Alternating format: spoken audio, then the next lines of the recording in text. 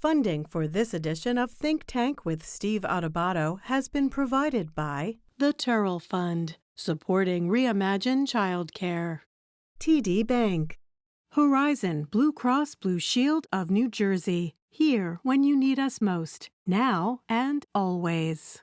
PSE&G, committed to providing safe, reliable energy now and in the future.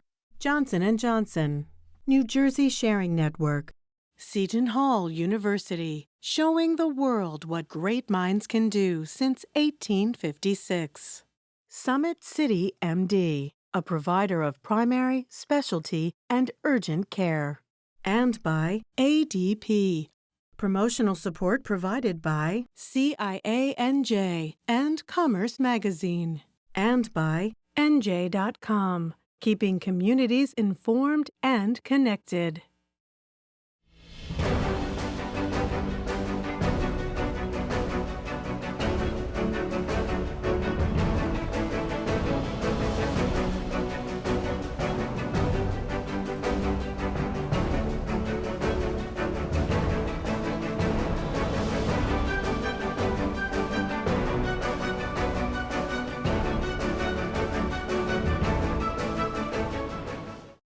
Hi, I'm Steve Adubato. Welcome to another compelling remote program. We kick it off with Peter Webster, who is Resident Managing Director, Commercial Risk Solutions at Aon. Good to have you with us, Peter. Nice to be here. Tell us what Aon is, by the way. So we are a risk and health consulting company. We are global. We've got about 60,000 employees in 120 countries. You know, the reason you're with us is to talk about childcare. Our friends at the Turrell Fund help us support the effort we have called Reimagine Childcare. It's a long-term initiative looking at childcare, accessible, affordable childcare. But what is the connection between quality, affordable, accessible childcare and the economy? It's interesting. I really believe that, obviously, when it comes from my perspective as a leader of an organization, I think about my people. And I think about, I started to talk with the Turrell Fund about some of the struggles that my colleagues were having, especially the ones that were, have young children, and that they're struggling with making sure that their young children are getting access to qualitative childcare. Now that we're working this, environment, virtual environment, it goes to the wayside, right? So this giving children the opportunity early on to have qualitative education gives them an opportunity for equity. So the faster that we can unlatch their potential in the beginning, the better they serve our community. I want to ensure that my colleagues have all that they need to make sure that their children have access to qualitative care as quickly as possible. To what degree, Peter, do you believe that most folks in the corporate world understand how critical quality childcare is, particularly during this pandemic? Again, this will be seen in 2021. Cross your fingers with the vaccine, we'll see, but it's not going to go away and all of a sudden we go back to normal, whatever people think that means. To what degree do you think most corporate leaders understand that you cannot have a successful business without employees who are functioning and productive, and that requires quality, affordable, accessible childcare? One of the things that I love about the world that we're living in now is that people are demanding it, right? So if you want to have access to the best high potential employees, then you're going to have to respond and make sure that your company has the resources to assist them holistically. And so I think as a corporate leader, it's your responsibility to know what's going to serve your employees best so that they can be engaged and serve the firm the best, right? So again, people are looking at holistic benefits packages now, more so than, when I was growing up, it was more about salary, it was more about the title. And now people are looking to see, how is a firm going to support me and my family? And that's not only from early child care education, but also with, serving the elderly. If I've got to serve my parents, this this is something that we've got to think about from beginning to end. Yeah, it's so interesting. This pandemic, as we're taping at the end of 2020, has impacted so many aspects of our lives, including what Peter Webster is talking about, which is the expectations most people have of their employer and how employers respond to those needs, those demands, is going to dictate an awful lot. And by the way, the Reimagined Childcare logo has been up throughout this entire program. Check out on steveadubato.org, our website, to find out all the past programs and segments we've done on Reimagined Childcare. You know, there's another, I'm going to shift gears dramatically. My dad, who passed away recently, together with my mom, always big fans of the New Jersey Symphony, all right? And what a great organization. Let's put up the website, if we can, Nicole, for the New Jersey Symphony, a great not-for-profit. You serve on the board, right?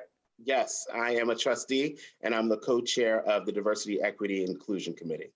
Why does the New Jersey Symphony matter now more than ever? Well, it's funny, you know, I was introduced to it by a former work colleague and who's now a mentor. He was the co-board chair back at that time. And he introduced me to what the New Jersey Symphony Orchestra, I love classical music, I love the arts, but I didn't understand all that New Jersey Symphony Orchestra offered to the community through its programming. And that's preschool. You know, they actually have music for early childhood, you know, towards early childhood education, which kind of goes along with Reimagined Childcare. They've got the youth orchestras, and they reach back into the communities in Newark, and we're trying to expand that because we do serve the entire state of New Jersey. They also do music healing through music, and go to visit the hospitals, not only serving the patients, but also the staff members as a part of well-being. So I thought about that, and I'm thinking, this absolutely relates to the holistic needs of the community. And then it serves my colleagues, and it serves me well. Music is a universal language. And then when I go back to our history of the New Jersey Symphony Orchestra back in 1968, when we had the first African-American major conductor of a major symphony orchestra ever. Who was that? Henry Lewis. Wow, okay. And when I think about the bones, the structure of the New Jersey Symphony Orchestra, and think about how that relates to today, a lot of people don't understand that back in 1968, he led 3 outdoor concerts at the site of the Newark riots to bring peace and healing to the community. Wow. And that's exactly what we need right now. And I want to share that to diverse audiences and let them know the rich history that is the New Jersey Symphony Orchestra. And by the way, as we leave this segment with Peter, the New Jersey Symphony Orchestra has done a lot of remote work as well. Go on their website, find out more about what they're doing. I want to thank the folks at TD for highlighting this and reinforcing this message, because I know they're committed. It's interesting, the folks at TD, I'm not going to turn this into a commercial for them, but they're into the James Moody TD Jazz Festival, and they're into this. So music is a big part of the community, not just in Newark and New Jersey, but a part of our lives. Hey, listen, Peter, thank you so much for joining us. We appreciate it. Thank you. I'm Steve Adubato. We'll be right back. To watch more Think Tank with Steve Adubato, find us online and follow us on social media. Hi, I'm Steve Adubato. This is a compelling conversation. We actually had them on, but by popular demand, we asked them to stay there and just keep taping. Julie Roginsky is Democratic strategist, president of Optimus Communications. Mike DuHaime, Republican strategist, partner at Mercury. Also check them out on NJ.com and the Star Ledger, their weekly column called Friendly Fire. Mike, I'm going to pick this up. We ended when we saw each other last, Julie was talking about media. And I asked the question about divided media, polarized media. Mike, we in the media, A, are we as polarized as the American public appears to be? And B, what responsible role should we have in promoting a more healthy democracy, if you will? Mike DuHaime. It's a bit of a chicken and egg, right? I think the media is giving people what they want, but they're also feeding it. As Julie said, your Facebook algorithm is giving you people who are just like you. So if you want, you can go all day only hearing from one side. It's up to us as consumers of media also to make sure if you're watching Fox, maybe you're also reading the New York Times or clicking on MSNBC once in a while, and certainly PBS and NPR, things that will give you kind of a wider variety of opinions and issues. But also, it's a larger fundamental question about the American electorate right now. Politicians are not getting rewarded for compromise right now. I mean, look at what's happened really in the last, I would say, 10 to 12 years, going back to the 2010 election. The federal government, Republicans came in with really an obstructionist agenda and were rewarded for it. President Obama did not work with them at all during 2009 and passage of Obamacare. Republicans came in, and since then, I feel like the parties have just drifted even further apart. And to a point now where you don't get rewarded for compromise. Look at somebody like a Jeff Flake in Arizona who was critical of Donald Trump. He left rather than face a primary. We're at a point now, and I believe it is somewhat in both parties. I think the Democrats will see it now. I'm curious to see how West Virginia conservative Democrat Joe Manchin works with the more socialist Democratic wing of the House, right? You're getting to a point where the polls of both parties are punishing you for compromising with somebody from the other party as opposed to rewarding you. From 2010 to 2020, we saw that in Republican primaries. If you were someone who's known as compromising, you were pushed out during primaries. And I fear that's where we're at. Until we have people rewarded by the voters for that, of course, we're just going to continue in this cycle. Yeah, but Julie, isn't the problem, the conundrum as Mike lays this out, that as we continue to try to face this COVID-19 crisis moving into 2021, where this will be seen, that Mike says that's what the public wants, or at least they reward you for it. But the public does want Democrats and Republicans to come together and come with a coherent COVID federal policy, state policy. So is it the government we deserve, or do we actually deserve better than what we reward people for? I don't even know what that question means, but I think you know. We got it, Steve. I don't know that I agree. I don't know that I agree with your premise. I think Mike is right. I don't know that this is what people want. If that's what they wanted, they would have voted either for Joe Biden and a much more robust Democratic majority in the House and certainly a Democratic majority in the Senate, or they would have voted for Donald Trump and the other way around. But they don't know what they, Julie, I'm sorry for interrupting, but do you believe that say the Republicans keep control of the Senate, as we do this, there's 2 races in Georgia, we understand, Democrats control the House, Joe Biden's the president. Do you think that most Americans are saying, yeah, I want gridlock? That's not what they were voting for. I think they were. I mean, I hate to say this, but look at Maine. Maine's a great example. How is it that Maine overwhelmingly votes for Joe Biden and then has, I believe, an 18-point swing to keep Susan Collins in the Senate? I mean, how is that possible? And so the answer is, yeah. I mean, I do think people want, they consider it to be compromise in the sense that they want, maybe they're voting to have both parties work together. But after all these years, as Mike pointed out, after the last probably 30 years from when Newt Gingrich got in 94, do they really think that there's much compromise to be had between a executive from one side of the aisle and a Congress from the other side of the aisle? It's not cooperation, it's gridlock. And maybe that's what they want. Maybe they want no government at all. In the midst of a global pandemic? Go ahead, Mike. I think it really brings up a really good point. I think voters want checks and balances. I think they don't want, I think the middle of the electorate right now does not love either party. And the way to check both parties is to make sure there's divided government. And I think there have been votes for divided government now. You've also had rejectionist change elections going all the way back to 2006. It seems like every 2 years, voters are throwing everybody out. And it's been an angry electorate since 2006. And what they want is the parties to work together. But what they really don't want is one party running the whole show. And that's what they continue to show us. But by the way, there's a wonderful sounding dog somewhere in there. It might be in my own house, but or worse, it could be in my head. But here's the question: COVID, institutional structural racism, environmental problems, global warming, the economy, et cetera. Real public policy issues. We're less interested in partisan politics, and both of you care deeply about public policy. So, Julie, my question is this. What you and Mike just described that you clearly agree on, what voters seem to have wanted in this past November election, what does it mean about solving some of those problems or at least making progress? Doesn't it mean de facto we're not doing anything? Actually, think about what the issues you just outlined. COVID. A great chunk of this country believes COVID is a hoax. They believe that it's basically something that's being driven to tear down the economy so that Donald Trump would lose. How many people would have to die or be hospitalized for people to go, oh, I guess it's real? There was an interesting article where a nurse in just this past week. I saw that.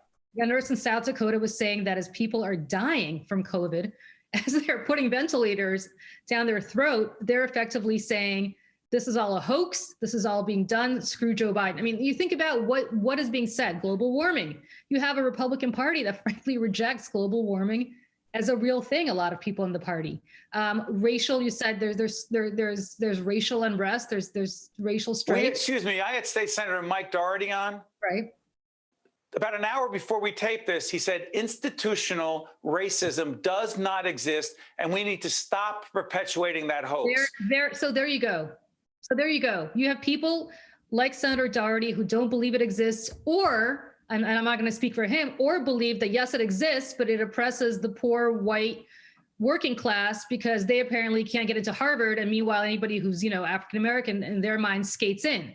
So when you think about what we don't agree, we're not even reading from the same book. We're not even speaking the same language. Are there any facts we can agree on? Are there any facts, objective facts we can agree on? I used to think we could agree on something like COVID. I used to think that if there was a 9/11 style, some sort of 9/11 style event, that we would all come together the way we did after 9/11. COVID was that 9/11 style event. I thought so. It was that chance. It was that chance. Mike, can we agree on anything? I think, Julie and I agree all the time, as you can see. I do believe COVID was this generation, September 11th. There's going to be a pre and a post. There are things you remember that were different before and never to be seen again. And it was a great opportunity for Donald Trump as the president to bring people together because governors needed him. The governors need the federal government in a time of crisis. Look at some of the nice things Andrew Cuomo and Phil Murphy said about Donald Trump during the height of this pandemic. They needed his support.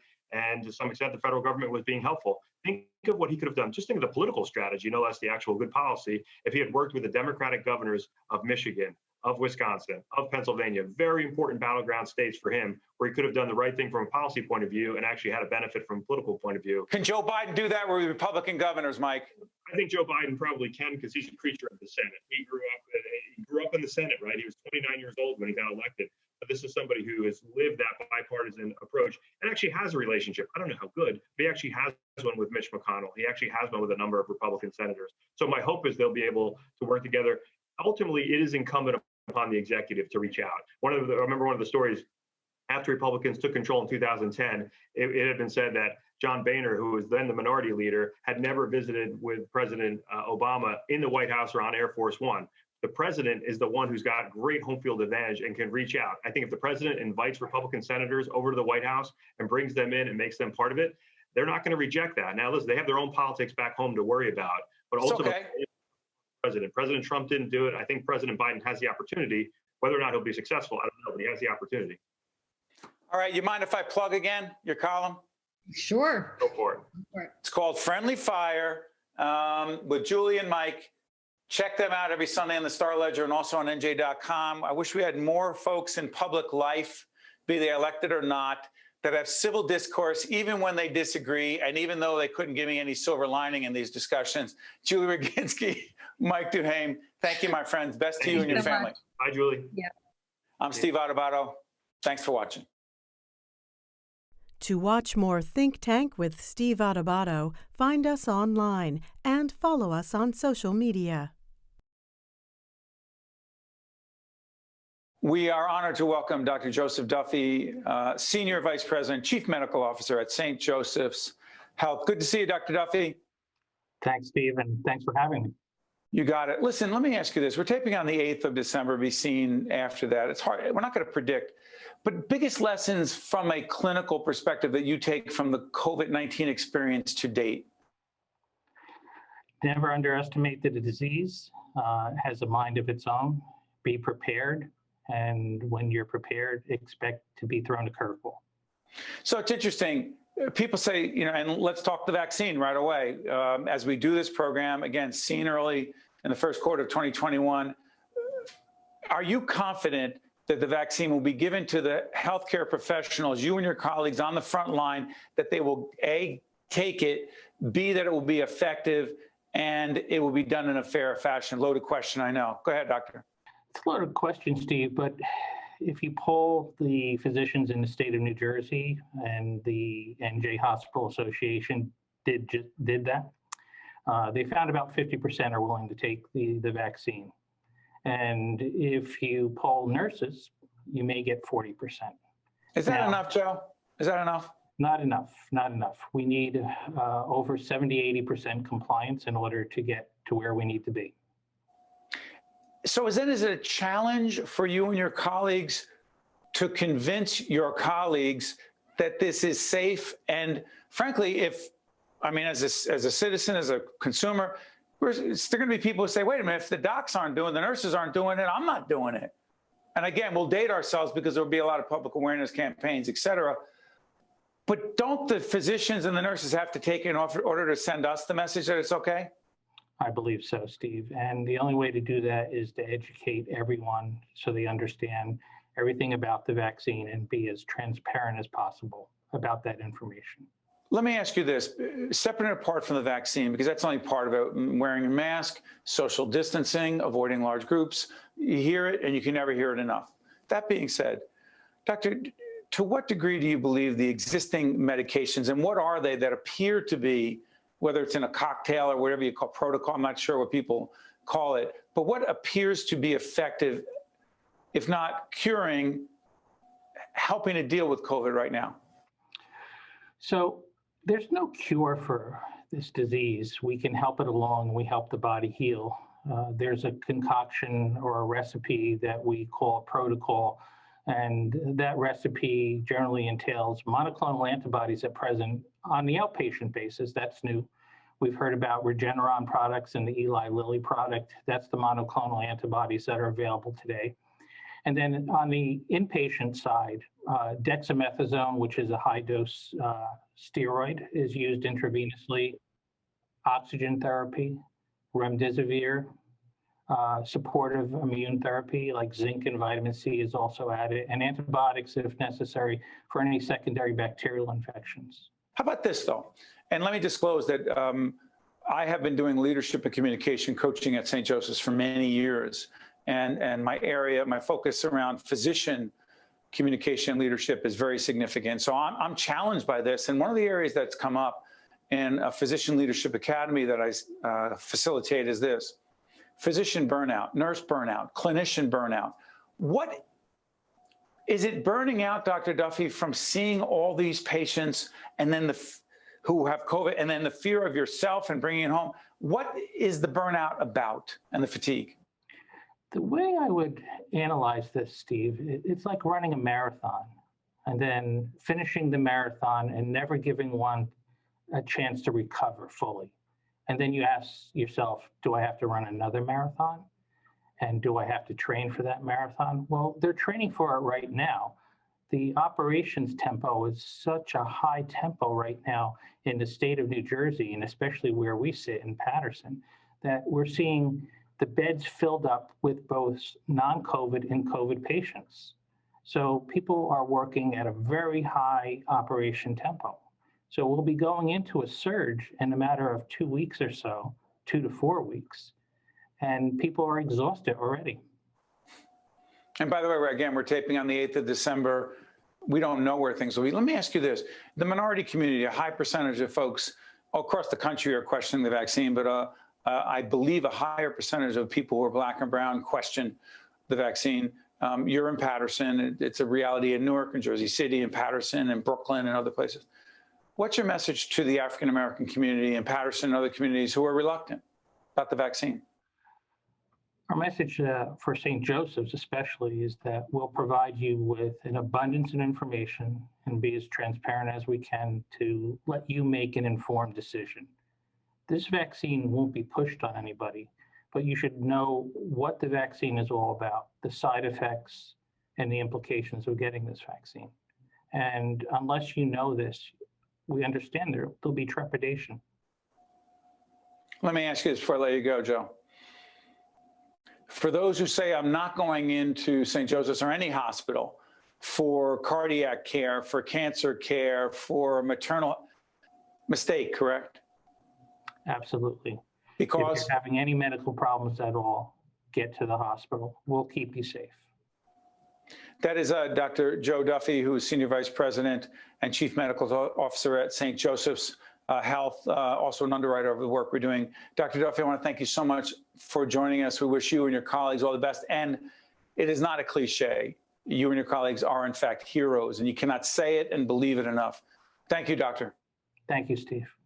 I'm Steve Adubato. Thanks for watching. We'll see you next time. Think Tank with Steve Adubato has been a production of the Caucus Educational Corporation. Funding has been provided by the Turrell Fund, supporting Reimagine Childcare, TD Bank, Horizon Blue Cross Blue Shield of New Jersey, PSC&G, Johnson & Johnson, New Jersey Sharing Network, Seton Hall University, Summit City MD, and by ADP. Promotional support provided by CIANJ and Commerce Magazine, and by NJ.com. This is the Seton Hall story, one that comes to life every day on our campus. This is the place where great minds discover, innovate, collaborate, and find their true calling. This is the place where passion has a purpose, where learning inspires leading. The bonds we make, the values we teach, inspire our community to take heart and take action. This is Seton Hall University. This is what great minds can do.